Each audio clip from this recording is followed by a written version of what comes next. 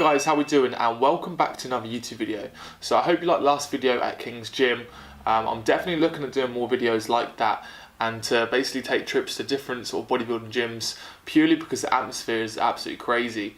I'm all about consistency. I'm all about kind of progressively overloading the same exercises, but definitely going to a different environment like that just basically takes your training up to another level. So I basically had a few questions recently asking about how I kind of set up my training plan, in particular a specific training session, why I do this, why I do that, and basically why I do certain exercises. So again, it all comes down to individuality. So this is how I train, this is how I set up.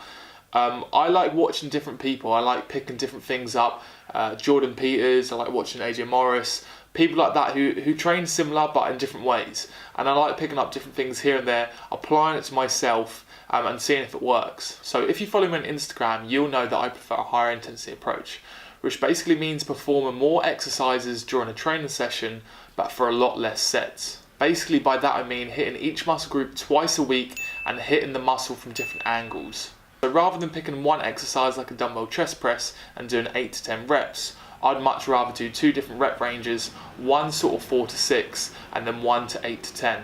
As the session goes on, I still keep with 2 sets per exercise and I'm still hitting different rep ranges, so 4 to 6, 8 to 10 or 12 to 15 plus. So if you're watching this video, I hope you've moved away from the typical bro split of chest and triceps, back and biceps, legs by doing just like a few sets of leg extension. I hope you're at a bit more an advanced stage. So the key to hypertrophy is prioritising progressive overload, especially at the start of your session. And then as the session goes on, that's when I would then focus on things like isolation movements. So I'm not going to use this board too much, but the 3 variables I consider when purely focused on hypertrophy would be frequency, exercise selection, and recovery. So I won't go into too much detail in training split because I've done a video on that before on how to basically set up a training split and things that you need to consider. So when thinking about frequency, you should look at 2 things. So as I said earlier, making sure you train the muscle group twice a week, and secondly, how many times can you go to the gym a week? So it's very, very important, even your legs, and even though I know that you probably want to skip them out, to still train it 2 times a week. So if you could only go to the gym sort of 3, 4, maybe even 5 times, I would look at maybe doing, rather than like a push-pull legs, and look at going into more like an upper-lower split. So that ensures that you're hitting every single body part twice. So next thing to consider is, I'm not going to use this board too much. Why the fuck you lying? Why you always lying? Exercise selection. So for example, this is how I would set up a pull day, which is back, your traps and biceps. So just like how I'd set up a push day or a leg day, I'd really put emphasis on progressively overloading. So as you can see, the first 4 exercises where I put all my emphasis. So for example, I'd hit different rep ranges, so 4 to 6, 8 to 10, and this is where I want to be looking at beating those numbers every single week. So in terms of actual exercise selection, I've been watching a lot of like Jordan Peters and them kind of people and how much they basically preach about sort of chest supported back movements and how you don't want to kind of fatigue your lower back out before you get into the rest of the session. I know a lot of the top guys in the industry actually do this. I know their recovery is better, which I'll go on in a second. And basically it's just a more effective training performance. So my first 2 movements, hammer pull down and hammer row. I know not all gyms have got these kind of equipment where you're sort of chest supported, but there's different variations that you can do and different alternatives. So my 2 rep ranges for these is 4 to 6 and 8 to 10 on both of them. Literally putting everything into that set. I then look to include movements. So for example, I've still got a rower movement and I've still got like a pull down movement. So for example, bent over row with a barbell, EZ bar, anything like that. 8 to 10, 12 to 15, and then like a lat pull down, similar sort of rep range, 8 to 10, 12 to 15. And there will be my next 2 movements. So as I said earlier, this should be your priority. And basically this is when a logbook really comes in handy, or basically tracking your lifts, because you record your numbers from one week and you'll look to maintain or beat them the following week. You're going to create a new stimulus, your body's going to have to learn to adapt and recover in order to build muscle tissue.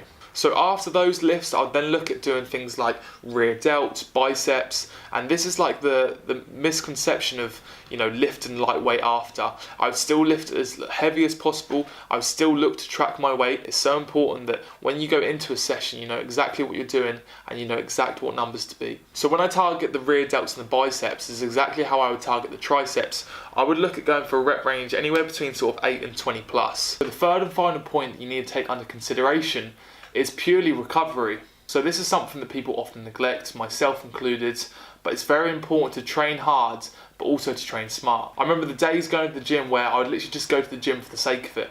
I would lift weights, I wasn't really sure what I was doing, and I basically just didn't rest. So even days where I wasn't supposed to go to the gym, like a Sunday, I would still go in and just do like an arm day or something like that. At the time, I didn't realise how much it would affect training performance. So, for example, if I was looking to do a chest movement or a shoulder movement, and my triceps are absolutely fucked, then using those as a secondary muscle, it just wasn't going to be effective at all. Recovery is very, very important, and actually rest days are on par, if not more important than actual training days. So whilst you're at the gym, your body's going to be under a lot of stress, a lot of tension, and it's very, very important that you allow your body to rest. So at the moment, my training split, and this is what works for me, and it might not work for you, is a pull, push, legs, rest, and then pull, push, legs with 2 different rotations. In another video, I'll go through exactly what I'm doing on each training session and why I've set it up in that particular way. Whereas now I'm doing a 3-day on and 1 day off. My numbers increasing, my recovery's there, and if my recovery's there, then my performance is so much higher. So when looking to train for hypertrophy and progressive overload, these are the 3 things that I would take under consideration. Hope you enjoyed this video, guys. Don't forget to like and subscribe, and I will see you in the next one.